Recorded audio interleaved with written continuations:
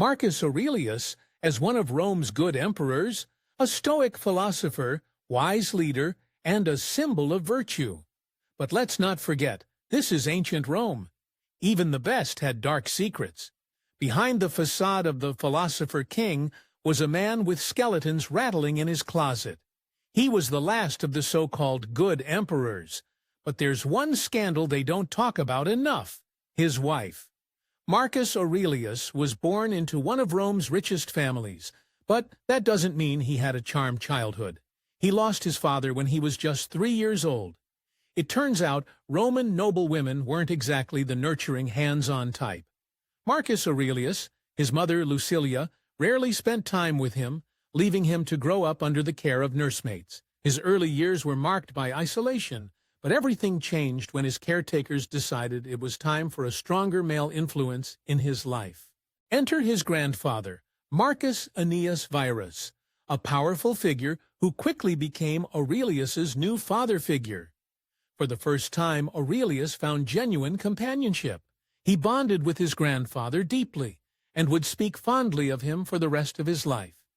Yet, life in his grandfather's house wasn't perfect. After Aurelius's grandmother passed away, Verus took a mistress, one that young Marcus despised. Though known for his stoic, calm, and polite nature, Aurelius had no patience for her presence. He couldn't leave the house fast enough when she moved in, determined to escape the situation as soon as possible.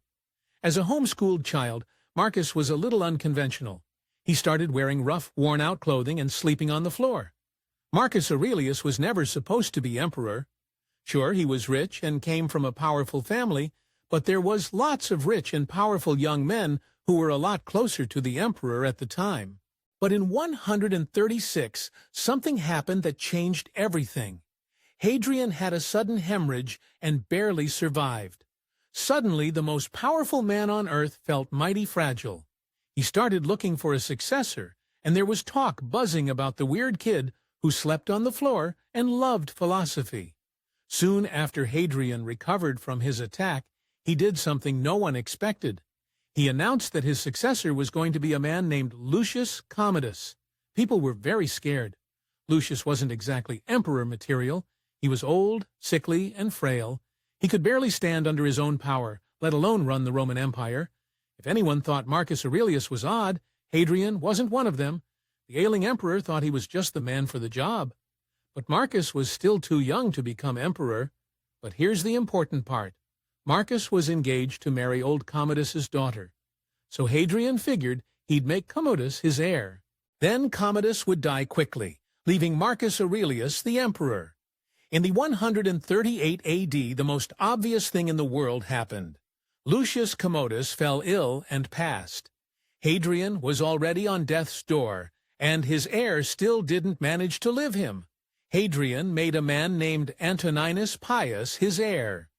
Hadrian really wanted Marcus Aurelius to become emperor one day, but it took some really messy dealing to get it done. Basically, after his first heir passed away, Hadrian made Antoninus Pius his heir, then had him adopt Marcus Aurelius as his son. Then, to really seal the deal, he made Marcus leave his fiancée and marry Antoninus Pius's daughter. Now that Marcus was officially in line to become emperor, Hadrian decided to try and take his own life several times. But people kept stopping him. He eventually succeeded by drinking and eating himself to death one night. Hadrian passed, Antoninus Pius became emperor, and suddenly Marcus Aurelius was one of the most important people in the empire. And that brought a whole host of new problems. In 145, Marcus married his sister. This wouldn't end up being the greatest relationship, but at least this couple did one thing really well: made babies. Faustina gave birth to their first child, a girl named Domitia. Soon after their marriage, Domitia would be the first of a whopping 13 children. Marcus Aurelius was famously stern and reserved. Faustina, not so much. One vice possessed her more than the rest: lust. She liked to sleep around a lot and have a lot of different partners. And because it was the Roman Empire, there was a lot of people to choose from. Marcus and Faustina's first daughter, Domitia, was a sickly child from the very beginning, and she barely clung to life for her first years. almost immediately after she was born, Faustina became pregnant again, this time giving birth to 2 twin boys. The couple rejoiced, but these were even more sickly than their first. The twins didn't survive long, and while grieving them, Demedia just got worse and worse.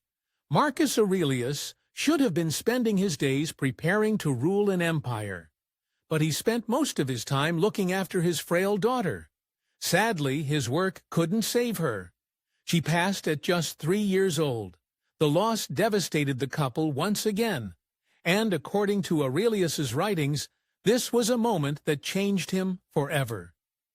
After losing Demedia, Aurelius wrote this: "One man prays, how I may not lose my little child, but you must pray, how I may not be afraid to lose him." Rather than buckle under the pain of losing his children, Aurelius steeled himself into the hard man he'd become. He would end up needing every bit of strength he possessed, because the hard times were only beginning. Antonianus Pius reigned for 22 long years before he finally passed away. As soon as that happened, Marcus Aurelius finally became emperor. But there was a bit of a wrinkle. In a strange turn of events, Aurelius wasn't the only emperor. One thing is for sure: the start of Marcus Aurelius's reign actually went pretty smoothly. In fact, he would call his first years as emperor the happy times. See, if you call an early period the happy times, that can only mean one thing: there were some dark times ahead. For exclusive perks like early access to new videos, priority replies to your comments, and to have your say on future content, consider becoming a Factinet member. On top of that, your support helps keep the channel going. Click the link in the description for more details. Antonianus Pius wasn't exactly the most diplomatic ruler, and that meant he left quite the mess for Marcus Aurelius to clean up. Eventually, those old enemies came back to haunt him, and Aurelius learned there's a difference between learning how to run an empire and actually doing it. One of Antonianus's old enemies was the king of Parthia, and not long into Marcus Aurelius's reign, said king revolted. To make matters worse, the Roman governor, Severianus, was convinced he could take on the Parthians himself. Marcus charged straight at us into them and got his entire legion massacred, then took his own life. The situation in Parthia was getting completely out of hand, but Marcus came up with a devious plan, a plan that could kill 2 birds with 1 stone. Parthia was in revolt, but Marcus had another problem: his co-emperor Lucius Verus. While Aurelius was all about running an empire, Verus was all about spending money, partying, and sleeping around, and it was starting to get embarrassing. So Marcus Aurelius decided there was nothing like a little campaigning to straighten a man out. He sent Verus to Parthia to deal with the upstart king, hoping the conflict would teach him how to be a better emperor. Marcus hoped Verus would lead his Roman legions to victory over the treacherous Parthian king. Verus said no. He spent the entire time partying and gambling with a bunch of bohemian actors while other men handled the conflict. Rather than make Verus smart enough, it made him even worse. That didn't stop him from taking all the credit when Rome captured the Parthian king's main stronghold. But that's not even the worst thing he did. Anyone who knew Lucius Verus knew not to trust him very far. And that included Marcus. He sent his cousin Libo along with Verus to keep an eye on the emperor. However, Libo mysteriously turned up dead very early on into the campaign, and few people thought it was an accident. Menists have long speculated that Verus personally had Libo taken out of the picture so he'd be free to party as he pleased. It's hard to imagine 2 emperors more different than Marcus Aurelius and Lucius Verus. Verus went about doing whatever he wanted whenever he wanted, which almost always meant drinking and gambling, and never meant running an empire. Meanwhile, Marcus Aurelius always asked the Senate for permission whenever he wanted to spend money on a new project, even though as emperor he could do whatever he wanted. The world was changing fast while Marcus was emperor. Trade networks spread further than ever before, and the Romans actually made contact with China for the first time ever. This meant goods and information spread across the globe. But that's not the only thing that spread. Around 165, Marcus would face his greatest enemy yet. It came back with the soldiers from the east, and it claimed more lives than any battle ever could. The Antonine Plague had arrived. As if Lucius' virus campaign in the East couldn't have gone any worse, when it came back to Rome, he brought the plague with him, believed to be smallpox or maybe measles.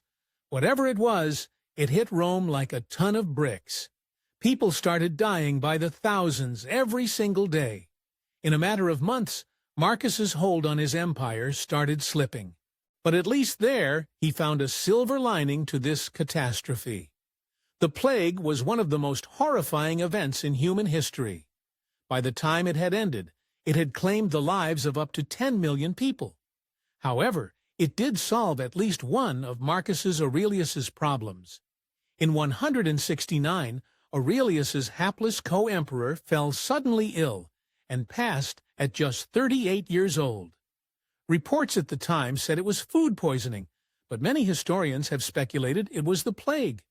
Perhaps Roman officials didn't want people thinking a grand divine emperor had died the same way as the common people. Either way, that was one less headache for Marcus Aurelius. But the worst scandal of his reign was soon to follow. They obviously didn't have email in the Roman Empire, so that meant news traveled really slow. And when news did arrive, who can say if it was even true? That's what happened when, in general, Avidius Cassius received earth-shattering news in Egypt. Marcus Aurelius was no more. He wasted no time in proclaiming himself emperor, completely unaware that Marcus was very much alive.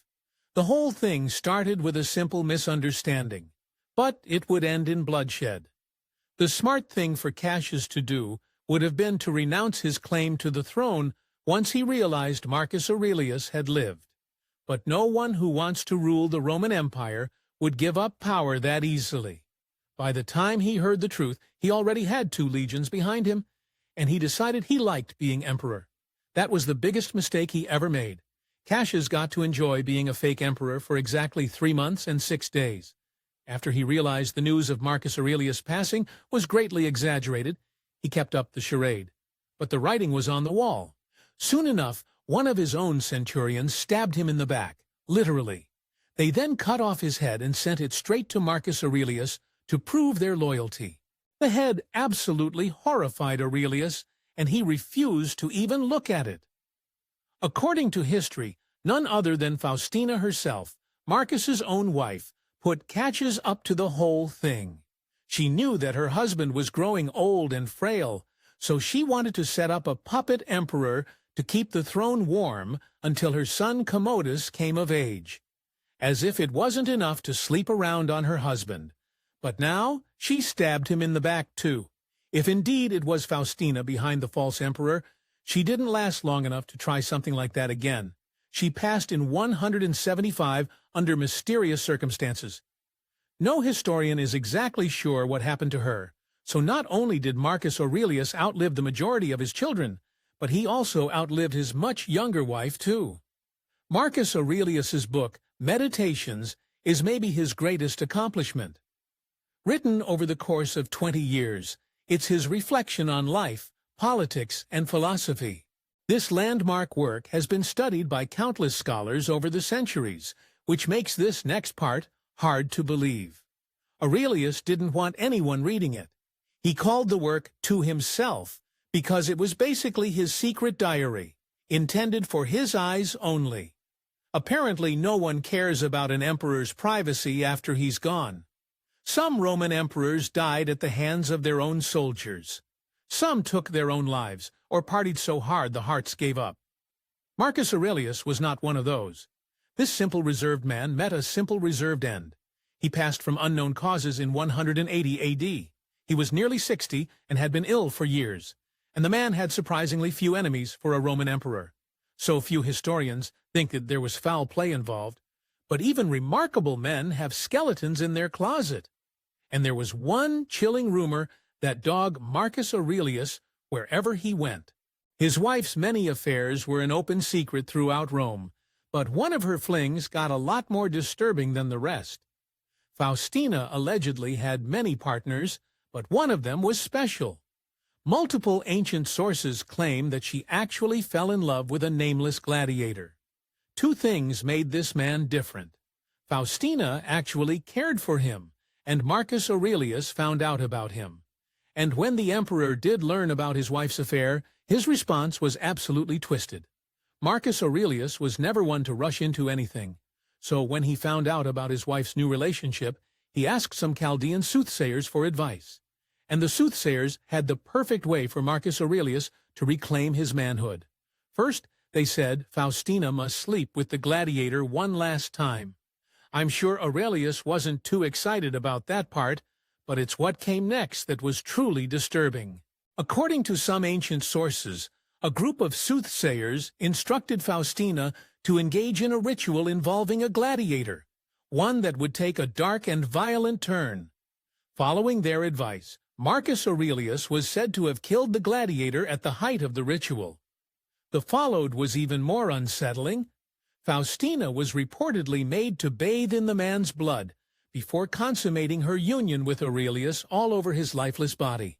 While these accounts may be exaggerated or colored by the sensationalism of ancient historians, they reflect just how brutal and ritualistic life in imperial Rome could be. Roman history is far from dull. These events rival the most twisted dramas in their intensity and intrigue. Thanks for watching History Exposé. If you love uncovering the best stories in history, hit like and subscribe to keep exploring with us. Don't forget to visit our main page, Factinate, for more incredible facts about everything.